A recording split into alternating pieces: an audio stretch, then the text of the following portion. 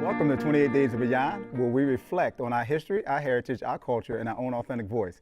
And I'm your host, Alexander Evans, and my co-host, Amari Johnson. What's going on? I love this subject. We're going to dive into the creators of content, All right. the consumers of content, Yep. and the economics behind content. All right. So what do you think are some of the motivating factors that they want to convey when they create content? Besides money, Yeah. I do think there's a strong psychological aspect to it as well. And because when you say this, right, I'm thinking about the current times we live in. It is quite commonplace to see black people die on television or on social media as if it were a video game, right? That's strategic. An example that comes to mind is during the Vietnam War, the government put a sort of mandate that the media could not show bodies returning from Vietnam because they knew the psychological impact it would have on the national morale, right? So why is it that on CNN they can show Walter Scott being shot down by a police officer on loop in the background as they're introducing the topics of the day? They don't even have directly anything to do with it, right? So I think there's definitely the economic factor, but there's also a psychological factor to it as well. You know what I mean? What do you think about it, though? Well, I like that point because it desensitizes you of human life. Exactly. And then they put a value over one life or another. And then it creates a stereotype and a narrative that one is significant, one is not. Right. But also it impacts those viewers, the consumers of content, on how they view themselves. Of course. Right? And then that parallels into how you go about treating and speaking to one another, Yep. which becomes pathological and toxic. And well, one of the things that we're doing here, we're trying to reshape that narrative. Where we control the narrative, then we tell the story based on our own cultural content. And that's why it's imperative how to be critical. What do you think? How do you develop a critical eye to extrapolate the meaning and the message behind that? Yeah, well, I think a lot of that is based off of, one, the sort of knowledge of the larger context. They say believe in none of what you hear and half of what you see, right? So being critical about what you're seeing on TV, actively searching out other sources of information. In the era of fake news, you actually have to do some research and not just accept things on the surface level. And I'm sure there are plenty of other things which we'll definitely get into in today's conversation. Yes, appreciate that. Coming up next, Charles Ireland of Mind TV, Director of Learning and Market Research.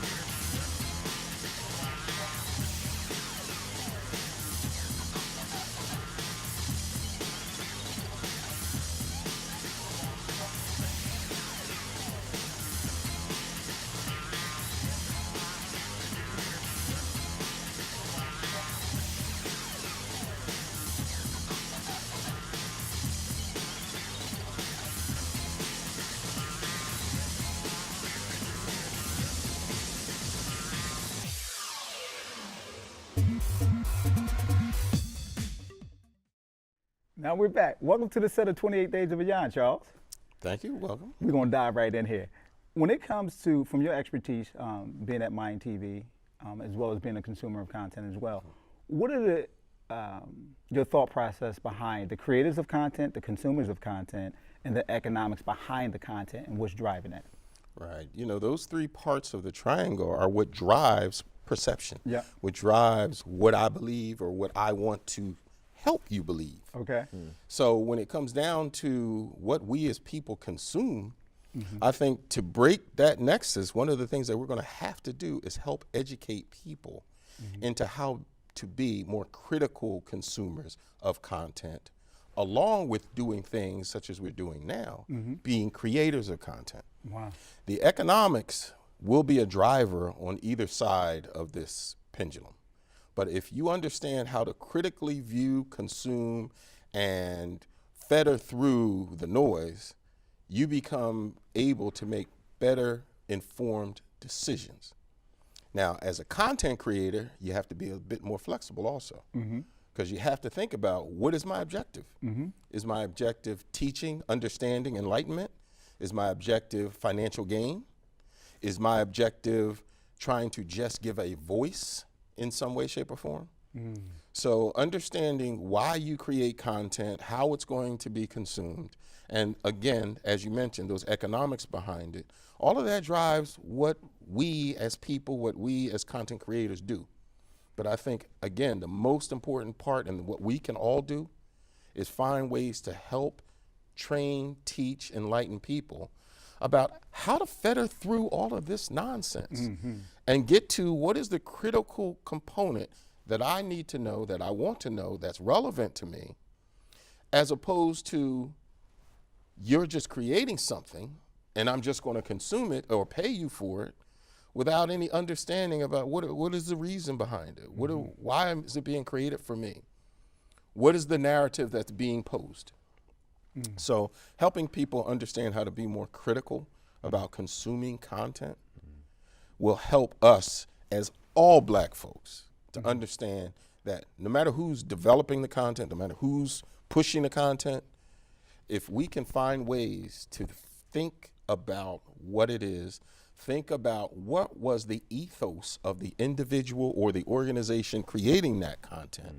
What is the unsaid focus of what they're trying to share? But in a time when anybody with a smartphone can be a contributor of content, they're contributing to that noise. How can we practically teach folks to be able to cut through all of that and really get down to those things that are really valuable? One of the first things is awareness. All right. That's one of the first things to understand. People, especially kids, now I come from an educator's background, 20 years with the school district of Philadelphia. I retired as a principal. I understand the learning component of content creation and media consumption. But there is now, as you mentioned, a smartphone in every hand, a smartphone on the television, on the refrigerator, access to content all over. So although there is more access, we have to help people understand how first to be aware. Be aware that there are other issues around why this is being created. Second to that is giving people tools. What is critical thought? A lot of young folks, a lot of adults don't understand what you really mean by that. Is it just questioning?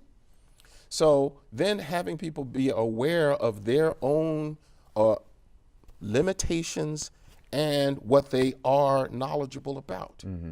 As an example, if I am a young person who has grown, or even an older person who has grown up in a specific neighborhood with a specific type or group of friends, a specific ethnicity or a specific economic branch, you have to understand what are your limitations and then be aware that there are other views in this world.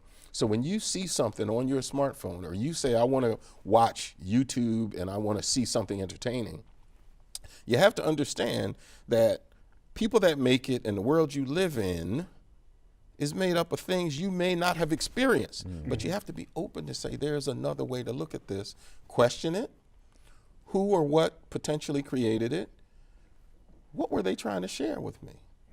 Was it just, they're just going to give me entertaining information? Or was it, as you had mentioned in the previous segment, was it that they're trying to also desensitize me to certain things so that this repetitive viewing of violence and this repetitive viewing of information that's negative about a specific culture, about Black culture, is that something they're trying to do?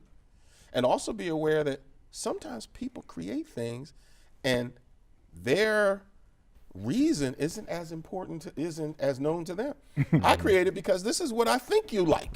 This is what I think will be funny to you. And then when you sit as a consumer, funny, that's offensive. I didn't know. But sometimes you have to understand that and then help make a change, because you could say, you're just being offensive. I'm going to rattle your brain. I'm going to beat you up. I'm going to get mad. I'm going to do X, Y, Z, without ever asking the question why you did it. What was a frame of reference you used? And then once you go through these kinds of information exchanges and you see that individual was aware of a lot of these other issues, Now then it's time to pop him in the mouth. But until you get to that point, you have to be aware that there are all kinds of other influences in the world. And I think we have to help kids especially get exposed to other cultures, get exposed to other environments. One of the projects we're creating at Mind TV now is a Global Kids Project, where we're going to be introducing kids in America to kids in other countries and doing this at a local level. Remember pen pals. A lot of older folks had pen pals. We're going to do this electronically and physically so that there will, right now, of course, there are all kinds of video conferencing, FaceTime, Google Hangouts, Skype. There's all kinds of ways to communicate back and forth. But if we do this in such a way that we also want to allow kids to now visit other countries where we would sponsor that. And now when you grow up, knowing a kid from Ethiopia, knowing a kid from Russia, knowing a kid from South America, knowing a kid from England, and they become your virtual and or friends as you grow up and you have to make critical decisions and you become a leader, you have a different frame of reference than to just think that everybody from this country is a terrorist. Everybody from that country is bad. You know, my friend Johnny's from South America. He's not like that. Right. It gives you a different frame. So we want to help kids create, understand, and experience a different frame of reference so that when we come back to the multitude of content that's being created for all kinds of reasons, we're quickly moving toward a time when we're in a retail store and our smartwatches, our smartphones, even our GPS chips could be in our shoes. And another issue that we talked about, you know, you can chip animals. Why not chip a human? Right. And if you do chip the human and that human walks past a rack of jeans, why wouldn't it be that their smartphone or their smartwatch buzzes and say, hey, there's a size 32 in the jeans you like right there? We're going to have to take a break on that one. We'll be back with more with Charles Ireland, and we're going to go a little bit deeper.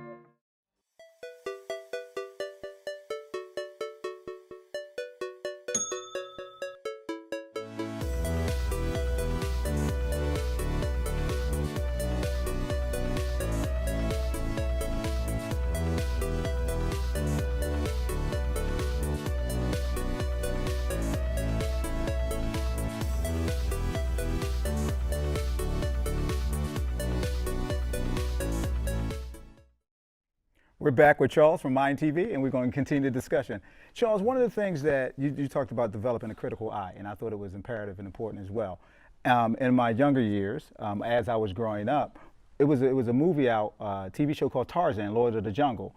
And what I did was, because I was very inquisitive and I always questioned things, I would say, okay, now, this was my thought process when I was young. I said, so a white guy in underwear swinging on a rope talking to the natives, and he talking to the animals and the natives can't speak to the animals. So he had command of the jungle and command of that. The other thing I said, then they bring Jane on the scene with a bra and panties on, and she's gonna meet the only white guy in Africa and go unhindered and untouched, right? So I said, what are they trying to sell me? So what are some of the things that come to mind when you talk about those creators of content and how that social engineering began to take place? Well, I think you stated it. A lot of it begins in an innocuous vein. Initially, it can be guised as pure entertainment. And if we don't understand that there are meanings behind entertainment, there's purposeful creation of content, there is swaying of your perception. There are folks that create content with a purpose. Now, we have to look at Tarzan. We have to look at the Black Panther that's coming out. We have to look at Luke Cage. We have to look at the other Superman that's out now. We have to look at all of this content and understand that there is an entertainment value. There's an economic underlying and underpinning as to why it's successful. But there can be pieces that we can take out of it that are educational and informational for us, and there could be other pieces that could be detrimental. But we have to filter through, that's not a real portrayal of a situation. but this could possibly happen. So we have to figure out ways to go through the content that's created around us and for us, and be aware that we have to question it. And we have to understand what was the frame that it was created under. What is it we can utilize from it? Do we totally discard it? Is it totally not valuable? We have to make these critical questions on a second by second basis when you're looking at any content. And we want young folks and older folks to get to the point where when you're looking at a picture, when you're looking at television, when you're reading a book, when you look at someone's shoes, it becomes second nature to understand, okay, that makes sense, that doesn't make sense. You apply the common sense meter to it. Then you apply, where's my frame at? Meaning, do I understand this? Is it cool with me? Is it not cool with me? Did they mean anything by it? Did they not? Where are they from? What's their economic situation? You have to do all of this in a split second, because if you don't do that and I meet you and you're dressed in a certain way, I either cringe or I stick my hand out and say hello. You have to make those split second decisions. And that's the same way when you walk down the street, things we don't think about. You walk down the street, you pass a SEPTA bus depot or a facility or a storefront with some ads in the storefront, some flyers. Sometimes you don't think about it. But if you're constantly bombarded with this imagery that may make you, desensitize you to negative imagery of yourself, meaning black portrayal, you have to be aware that it's there. You know, and one of the things we're seeing with ratings today, NC-17, G ratings, you'll see, we now see more violence in movies than we ever have in the past, but you don't see the blood. And if you think about that, there's a reason. Because I can give you imagery and I can share imagery with you that is like what we call the old MTV generation, meaning that was the first generation that showed you a bunch of images kind of coming across the screen very fast. And now this shortened my attention span as a human. So now you have to say, you got to think about these things. You know, you got to think about these things. So what do you think, you know, obviously these major media corporations have a lot of money behind them, which allows them to get out to, you know, many more people. But with the rise of independent social media, do you think that that's a viable platform for young, you know, black filmmakers and, you know, content creators? Oh yeah. This is a very, very fertile opportunity now. There's a young man, Nazir Alston, who is creating movies. You know Nazir? You know Nazir, young brother, doing it to the utmost. There is a fertile land out here for content creation, independent film creation. But we also want to make sure that people know that there are career paths within that monolith called a huge corporation that are varied. You do not have to be the director all the time. You do not have to be the actor. There are career paths in many areas, from executive offices to marketing to even street teams for major movies, to designing and illustration, to global distribution. So a kid says, I like movies. Great. What is it you like about movies? As a young person, I like to see them. I want to make movies. Well, let's introduce them to some other things that are available within the movie, quote unquote, industry, because you can become a multimillionaire and never be seen in front of a camera. But you know what, but does there become at some point a moral conflict? So we'll take, for instance, you know, the hit series Empire, right? I'm sure there are black writers on that show, and there are who are all writing to characters that are not representing black people in the most positive of lights, right? So yeah, you could be behind the scenes, but if you're not a decision maker, you're really just a cog in the wheel of your own oppression. Is that too far to take it, or no? No, it's not too far to take it, because I think there are these issues that we're facing, and if people don't aspire to be that executive making the decision. If people don't aspire to be the financier, we're not even involved in making the movie.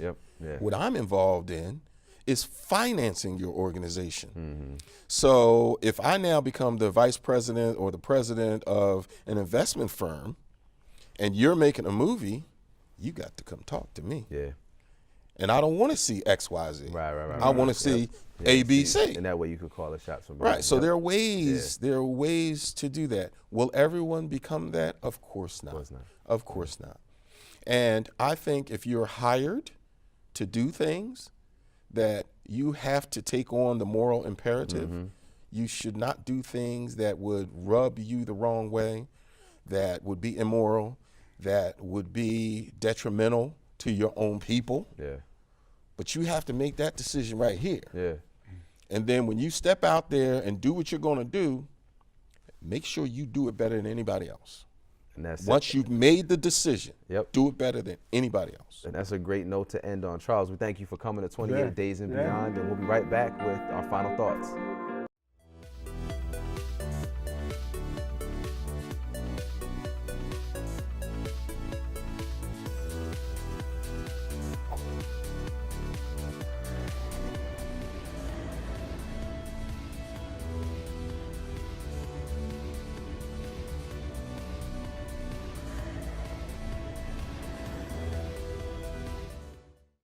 Wow, we're back with our final thoughts. Amari, that conversation was riveting. What are some of the things that came to mind as Charles was expounding on this content creator and consumer and economic? I mean, I think there's a great challenge before us. You know, the fact is that, as he was alluding to, we're being bombarded from all angles at all times. How do we, as he says, cut through the noise to really get down to things that are, you know, positive or that are healthy and helpful to us? That's going to be a big challenge, and you know, I'm not really sure exactly the best way to proceed in addressing that challenge. What about you? Well, one of the things that I do when I engage in conversation, and one of the things I teach my kids, one of the things I say is, when I'm in dialogue, do you cook for yourself, or do you eat what everybody feeds you? Or do you state what you know or repeat what you hear? And another thing, when from a business aspect, I say be the creator, not the consumer. Be the designer, not just the driver. And what that does is, as we begin to teach people to develop that critical eye, don't believe it because I said it's true. Believe it because you know it for yourself. And I'm not going to think for you. I'm going to teach you how to think. Therefore, you can evaluate on a better platform to understand the message behind the meaning. The challenge is, if everybody's a creator, who's going to be the consumer? Well, you can create and consume. I got you. And, you know, another thing too is, you know, we live in a time of alternative facts. So alternative facts. I like that. So how do you known go as about extenuated lying? Yeah, exactly, basically. So how do you go about kind of deciphering and figuring out what exactly your truth is? You know what I mean? Yeah. Well, one of the things that, there's some things, like you say, alternative fact could be, if I jump out this window and I won't fall and break my leg, but gravity said, guess what the truth is?